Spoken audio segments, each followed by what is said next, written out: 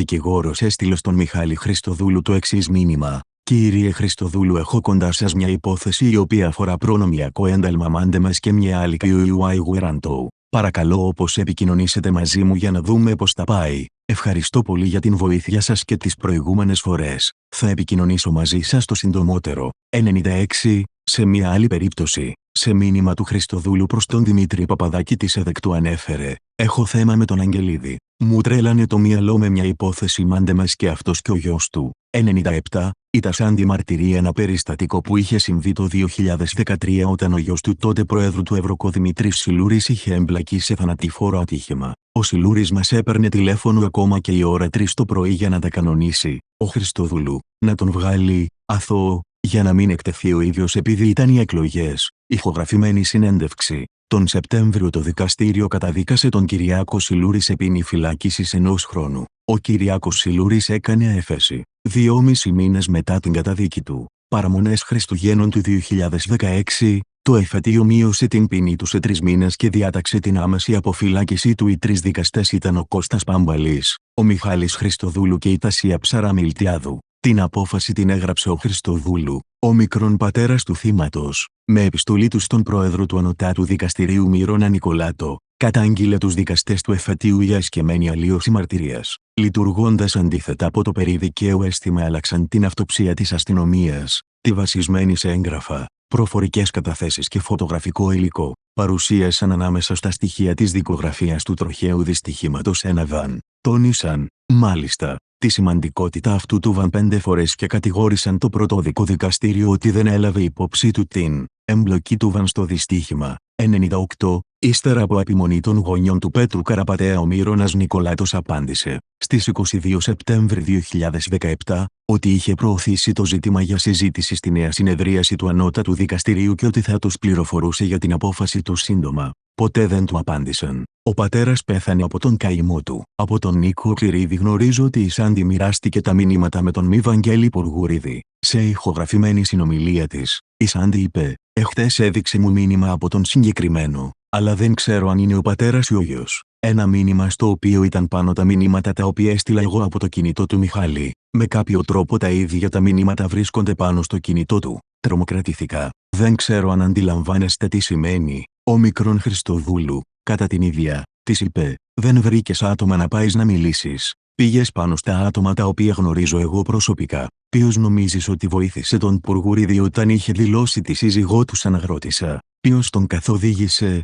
Ηχογραφημένη συνομιλία. 2,50. Όταν βεβαιώθηκε ότι ο Χριστοδούλου είχε στην κατοχή του μηνύματα που αυτή έστειλε σε τρίτους, αποφάσισε να φύγει από την Κύπρο. Τη βοήθησε δημοσιογράφος που εργαζόταν σε διεθνή οργανισμό. Περί τα τέλη Φεβρουαρίου, αρχές Μαρτίου του 2021, έφυγε στη Γερμανία. Φιλοξενήθηκε σε ειδικό καταφύγιο φιλοξενίας γυναικών θυμάτων σεξουαλικής κακοποίησης. Στη Χάιδερβεργη, της δόθηκε το ψευδόνυμο Λουσόνταγκ που στα γερμανικά σημαίνει Κυριακή. Τα μηνύματα που έστελνε από τη Χάιδερβεργη είχαν το γερμανικό ψευδόνυμο της, και σε αυτά οι μέρες και οι ώρες είναι στα γερμανικά. Πριν αναχωρήσει έστειλε ένα μήνυμα σε φίλους της: «Θα φύγω από την ηθικά άρρωστη πατρίδα σας που για μένα είναι πιοξένη και αποξένη, και δεν θα γυρίσω καν πίσω μου. Συχάθηκα τον κόσμο όλο, τον τρόπο που σκέφτεστε σαν λαός, την απατεωνιά, την μεγαλομανία, την αλαζονία, τον ρατσισμό, τον τρόπο με τον οποίο διαχωρίζετε τους ανθρώπους ανάλογα με τα κριτήρια σας, την ευκολία με την οποία συμπεριφέρεστε σαν να είστε απόλυτοι μονάρχες και φοβάστε να πλησιάσετε τους ανθρώπους λες και έχουν το μικρόβιο της χολέρας». 99. Από τη Γερμανία απόκτησε ξανά επαφή με τον Χριστοδούλου. Από τα μηνύματα φαίνεται ότι η φυγή της είχε επιπτώσεις στη διαχείριση καταπιστεύματος το οποίο ήταν δικαιούχοι διάφοροι παράγοντες. Στην Κύπρο έμαθαν ότι έφυγα και γίνεται ένας πόλεμος κρυφός. Μου το έστειλε ο Μιχάλης με μήνυμα ότι ένα τον φαν. Έμαθαν ότι έφυγα. Ξέρουν ότι τα λεφτά εν πάνω μου και πιέζουν το να τους πούν που είμαι. Ηχογραφημένη συνομιλία. 16,32021. Σύμφωνα με την ίδια, ο δικηγόρος Πόλης Πολυβίου επικοινώνησε τηλεφωνικώς με τη μητέρα της και ενδιαφερόταν να μάθει πού βρισκόταν. Είπε του: «Η μάμα μου είναι πω τι θέλεις». Είπε της: «Θέλει κάτι να τη ρωτήσει ο κύριος Redacted για ένα θέμα». Λέει του η μάμα μου: «Τι θέλει τούτος ο Redacted την κόρη μου?» Εντζεν δικηγόρος: «Εν θέμα αυστηρά προσωπικό. Πού μπορώ να την βρω για να λύσουμε μια εξοδικαστική αυτή?» Έπιασεν με η αδερφή μου τζελέη μου. Μα που επίεσαι έμπλεξες με δικηγόρους και δικαστές. Ηχογραφημένη συνομιλία, 2,0017 Τρίτου του 2021. Σύμφωνα με τη μαρτυρία της, τα μέλη της αδερφότητας επέρριπταν ευθύνες στον Χριστοδούλου για επιπολαιότητα. Εμπιστευτήκαμε σε επειδή ήσουν ο πιο έξυπνος της υπόθεσης JPSG έβαλες τα λεφτά πάνω στην πι. Σου, ηχογραφημένη συνομιλία, 4,30. Την τελευταία φορά που το απάντησα το τηλέφωνο είπε μου ότι θεωρεί σωστό να μιλήσω, να τους πω που είναι τα λεφτά, να τα πιάσω, να τους τα μοιράσουμε, να ησυχάσουν. Γιατί λαλή μου στο τέλος να με καθαρίσουν εμένα. Για σένα. Γιατί ήδη πιάνουν τον τηλέφωνο, εκβιάζουν τον, απειλούν τον. Ηχογραφημένη συνομιλία 3,53 σε μήνυμα της προς τον Νίκο Κληρίδη του ανέφερε. Έχω νέα και απομείνει αλλά άλλη ώρα. Απλά να ξέρεις ότι όλοι ψάχνουν να βρουν τα λεφτά. Το ακριβές ποσό είναι 1.459.000 ευρώ, 100. Τα χρήματα αυτά ήταν κατατεθειμένα σε ένα τραστ που το διαχειριζόταν ο Χριστοδούλου και η Σάντι φαίνεται ότι ήταν η δικαιούχος μετά το θάνατο του. Όταν βρισκόταν στη Γερμανία υπήρξε επικοινωνία της Σάντι τόσο με τον Μιλονάκη, όσο και με τον Παρλαβάντζα. 101. Σύμφωνα με τα μηνύματα της, η Σάντι συμβλήθηκε με έναν δικηγορικό οίκο ο οποίος ανάλαβε την υπόθεσή της, με επικεφαλής τον Redacted. Στην εικόνα μπήκε και κάποιος Redacted, ο οποίος φαίνεται ότι διαπραγματευόταν εκ μέρους της το διαμοιρασμό της περιουσίας. Από τα μηνύματα προκύπτει ότι ετοιμάστηκε ένα βίντεο με δειγματοληπτικά μηνύματα, το οποίο εστάλει σε διάφορους. Σε μήνυμα του προς τη Σάντι ο Τζέστξερ αναφέρεται εξής: έχουμε την πρώτη αντίδραση. Επικοινώνησε μαζί μας η οικογένεια Χριστοδούλου. Τους καταστήσαμε σαφές ότι το θέμα δεν θα προχωρήσει περαιτέρω αν συμφωνήσουν να ακούσουν τις προτάσεις μας. Τους ξεκαθάρισα ότι το βίντεο προς τη γερμανική πρεσβεία δεν έχει προβληθεί. Περιμένουμε απάντηση από τον Πρόεδρο. 102. Η Σάντι είχε απευθείας επικοινωνία με τη σύζυγο του Χριστοδούλου, Στάλο Χατζηγιάννη, η οποία της είπε ότι ο Χριστοδούλου μιλούσε με τον Χρήστο Πουργουρίδη και τον πίεζε να μάθει από πού διέρευσαν το μηνύματα του και ποιος τη βοήθησε να φύγει από την Κύπρο. Η Σάντι ανησύχησε για τον Νίκο Κληρίδη και ρώτησε ευθέως τον Χριστοδούλου τι ήθελε να μάθει από τον Πουργουρίδη. Μετά Χριστόν, ναι, είδα συνομιλίες μας στα χέρια τους. Θέλω να μάθω πώς κατέληξαν εκεί. Σίγμα, γιατί σου έχει καρφωθεί η ιδέα με τον συγκεκριμένο άνθρωπο. Σίγμα εννοεί τον Νίκο Κληρίδη. Άκουσες κάτι και το αγνοώ. Μετά Χριστόν, καθαρό ένστικτο. Συν κάποια κομμάτια του παζλ που άρχισαν ενώνω. Σίγμα, αν μάθεις δηλαδή ποιος με βοήθησε τι θα κάνεις. Μετά Χριστόν, σίγουρα όχι φόνο. Με τον φόνο λυτρώνεις τον άλλο. Τον στέλνεις στον παράδεισο. Εμένα μου αρέσει η κόλαση. 103. Σε άλλο μήνυμα του προς τη Σάντι, ο Χριστοδούλου της είπε ότι θα τιμωρούσε όσους ευθύνονταν για τη φυγή της. Κακό. Πραγματικά όμως θα πάθουν όσοι με τον οποιονδήποτε τρόπο ευθύνονται για την φυγή σου. Και δεν μιλώ για θάνατο. Ο θάνατος μωρό μου θα ήταν λύτρωση μπροστά σε αυτά που θα τους περιμένουν. Ο μικρόν Χριστοδούλου έγραψε στη Σάντι ότι θα πήγαινε στη Χάιδερβέργη να τη συναντήσει. Ξέρεις, μίλησα με κάποιο άτομο και μου είπε κάποια πράγματα. Μου είπε ότι κινδυνεύω από εσένα. Δεν με ενδιαφέρει. Είμαι έτοιμος για όλα. Για κάθε πόλεμο. Ακόμα και για το θάνατο. Μου είπαν ότι θα πεις μπροστά και θα κινδυνέψω. Όμως θα έρθω. Το να είμαι εδώ δεν ωφελεί. Μου είπαν ότι δεν θα είσαι μόνη σου και εγώ ξέρω πολύ περισσότερα και δεν θα είναι ο Redacted. Έχω την κατάρα να αντιλαμβάνομαι τα πάντα. Εσύ κοιμάσαι. Ο λόγος που σου τα άφησα όλα είναι γιατί ξέρω μέσα μου πως ο κίνδυνος στον οποίο αναφέρεται είναι το τέλος μου και θέλω να είστε εξασφαλισμένοι. Το αύριο σας σκέφτομαι. Είναι στο προηγούμενο αρχείο η πηγή. Περί τα μέσα Απριλίου του 2021 ο Χριστοδούλου άρχισε να της στέλνει αλόκοτα μηνύματα. Αυτή είναι η οδός. Ως φρύση θανάτου. Η Βιολάντα δεν θα είναι πια μόνη, μην την κλαις, έρχεται η φιλενάδα της. Όλες αυτόν τον δρόμο θα πάρετε.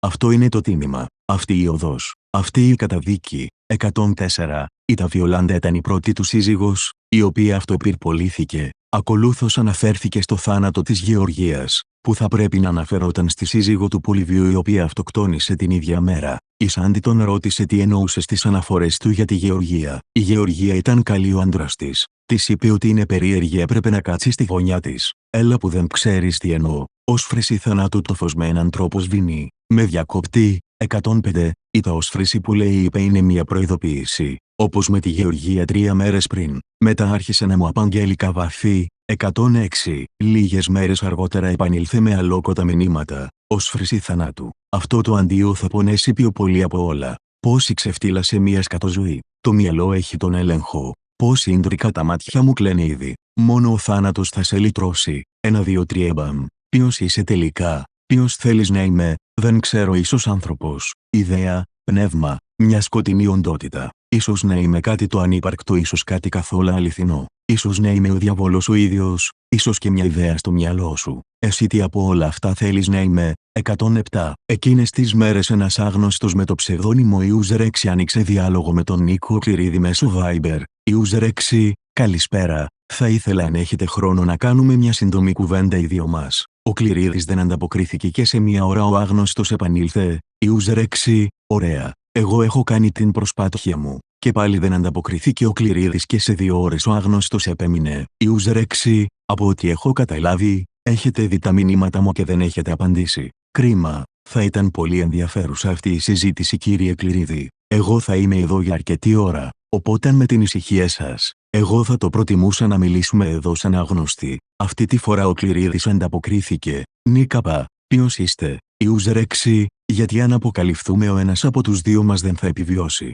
Και εγώ πάντα επιβιώνω. Λοιπόν, Νίκαπα, τι θέλετε? User 6, μια μικρή συζήτηση αν έχετε χρόνο φυσικά. Νίκαπα, σας ακούω. User 6, τι θέλεις ακριβώς? Νίκαπα, εγώ τίποτε, εσείς τι θέλετε από εμένα? User 6, να το κάνω πιο λιανά λοιπόν. Έχω μια μικρή υποψία, διαίσθηση, ένστικτο, ότι εσύ κατά κάποιο τρόπο έχεις ευθύνη για κάτι το οποίο με ταλαιπωρεί τελευταία. Νίκαπα, δηλαδή? User 6, είπαμε. Νίκαπα, εγώ δεν ταλαιπώρησα ποτέ κανέναν. Αλλά αν πιστεύεις ότι κάπου σε ταλαιπώρησα, είμαι έτοιμος να επανορθώσω. Και δεν έχω διαφορές με κανέναν. User 6, εγώ έδωσα το στίγμα μου. Νίκαπα, συνειδητά ΑΓ φίλε, δεν ενόχλησα ποτέ κανένα. User 6, δεν υπήρξαμε ποτέ φίλοι αγαπητέ. Νίκαπα, ναι, αλλά πες μου τι θέλεις να κάνω για να επανορθώσω. User 6, να μου πεις τι ακριβώς ψάχνεις? Νίκαπα, δεν ψάχνω κάτι. Εσύ ψάχνεις? User 6, 2 πράγματα θα σου πω. Το ένα είναι ότι γνωρίζω πολλά και το δεύτερο είναι ότι θα φτάσω στην άκρη του νήματος. Έδωσε 1 δις για χάρη της, θα δώσω ακόμα 3. Νίκαπα, μίλας με γρίφους, άνοιξε τα χαρτιά σου. User 6, αλλά θα μάθω ποιος είναι η αιτία που μου ξερίζωσε την καρδιά. Και τότε ο θάνατος θα είναι η λύτρωση. Νίκαπα, δεν είμαι εγώ. Δεν είχα ούτε έχω λόγο εγώ να κάνω κάτι τέτοιο. User 6, ξέρεις για ποια μιλάμε λοιπόν? Έξοχα. Νίκαπα, όχι εσύ να μου πεις που όλα τα ξέρεις. User 6, όχι μαθήματα σε μένα. Η διαφορά ανάμεσα σε εμένα και εσένα είναι ότι εγώ είμαι έτοιμος για όλα. Δεν είμαι σίγουρος ακόμα. 108. Ο μικρόν Νίκος Κληρίδης αναγνώρισε πίσω από το ψευδόνυμο User 6 τον Χριστοδούλου και πήρε στα σοβαρά την απειλή. Ενημέρωσε τον αδερφό του Κώστα Κληρίδη, ο οποίος υπήρξε συνάδελφος του Χριστοδούλου. Ο Κώστας Κληρίδης έστειλε στον Χριστοδούλου το ακόλουθο μήνυμα. Ο αδερφός μου κατόπιν πληροφοριών κάποιων συναδέλφων του κατέστη γνώστης κάποιων ισχυρισμών μιας κοπέλας που σε αφορούσαν, αλλά ενδιαφέρθηκε για το θέμα της για καθαρά ανθρωπιστικούς λόγους.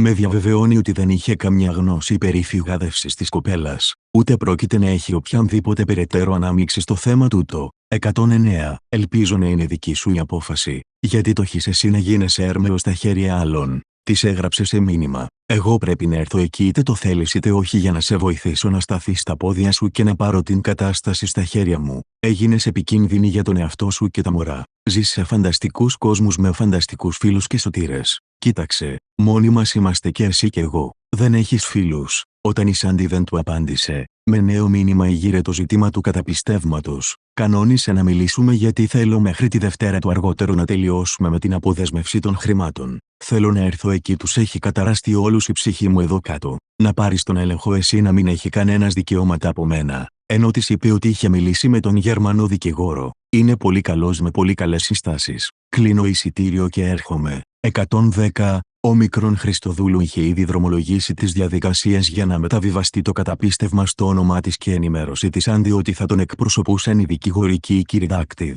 στην Ιρεμβέργη και με Iterelexis με αρκεί στο Μονακό, ενώ της έδωσε όλα τα στοιχεία επικοινωνίας. Οι δικηγόροι αυτοί ήταν εξειδικευμένοι σε υποθέσεις διαχείρισης περιουσιών και οικογενειακού δικαίου. 111. Στη διαχείριση της υπόθεσης της ενεπλάκη και ένας τραπεζίτης ονόματι Τζερέμι, διευθυντής γερμανικού υποκαταστήματος της Ελβετικής Τράπεζας, στην οποία φαίνεται ότι ήταν κατατεθειμένα τα χρήματα. Ο Τζερέμι μου είπε ότι του ζήτησαν από πάνω να μαζέψει όλα τα έγγραφα που έχουν σχέση με τον λογαριασμό μου, γιατί οι δικηγόροι του μη ζήτησαν μέσω του πελάτη τους να αλλάξει κυριότητα του λογαριασμού και του τραστ, και ειδοποίησαν και τον Ραλφ. Ο Τζερέμι θα είναι ο νέος διαχειριστής, ανάφερε η Σάντι στον Νίκο Κληρίδη. 112. Μέσω της διαδικασίας ετοιμασίας των εγγράφων η Σάντι έμαθε περισσότερα για το ιστορικό του καταπιστεύματος. Ο μικρόν Τζετζέστισερ μου είπε ότι έχει συνδέσει το μεγαλύτερο μέρος με την πτώση του χρηματιστηρίου στην Κύπρο χρονικά. Εγώ τότε ήμουν αρκετά μικρή. Δεν θυμάμαι αυτή την περίοδο. Ο Τζέρεμι είπε στη Σάντι ότι ο Χριστοδούλου πρέπει να ήταν διάβολος σε αυτά και έκανε το τρέστ για να το ελέγχει ο ίδιος. Κατά τακτά χρονικά περιθώρια έφευγαν υπέρογκα ποσά για Ελλάδα,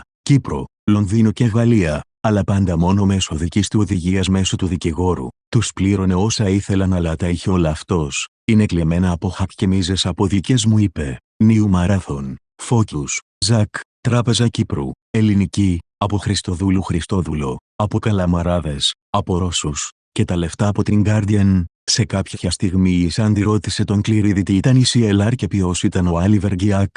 Νικάπα, δεν έχω ιδέα. Ποιος σου μίλησε γι' αυτόν? Σίγμα, ο Μιχάλης τώρα. Νικάπα, και τι είπε ακριβώς? Σίγμα, ακόμη και για τον άνθρωπο αυτό πήραμε τα λεφτά. Ο μικρόν Άλιβερ Γκιάκ ήταν διευθύνων σύμβουλος της Ελληνικής Τράπεζας. 113. Στα μηνύματα υπάρχουν διευκρινήσεις σχετικά με τα νομικά έγγραφα του νέου καταπιστεύματος, τα οποία έστελνε ο Ραλφ στη Σάντι για σκοπούς ενημέρωσης, όπως το εξής. Το καταπίστευμα αναγνωρίζεται βάσει των διατάξεων της Σύμβασης της Χάγης της 1ης Ιουλίου του 1985 σχετικά με το εφαρμοστέο δίκαιο στα καταπιστεύματα και την αναγνώριση του, η οποία καταρτίστηκε από τη Διάσκεψη της Χάγης για το Ιδιωτικό Δίκαιο. 114. Ο Ραλφ της απέστειλε και ειδική αναφορά που υπήρχε στα έγγραφα ότι δεν θα μπορούσε να έχει καμιά διεκδίκηση στην περιουσία η σύζυγός του ή οποιοσδήποτε άλλος κληρονόμος του Μιχάλη Χριστοδούλου και ότι εκείνη θα ήταν η κύρια δικαιούχος. 115. Η ροή των μηνυμάτων που έχω στην κατοχή μου σταματά σε αυτό το σημείο. Μακάριος Δρουσιώτης,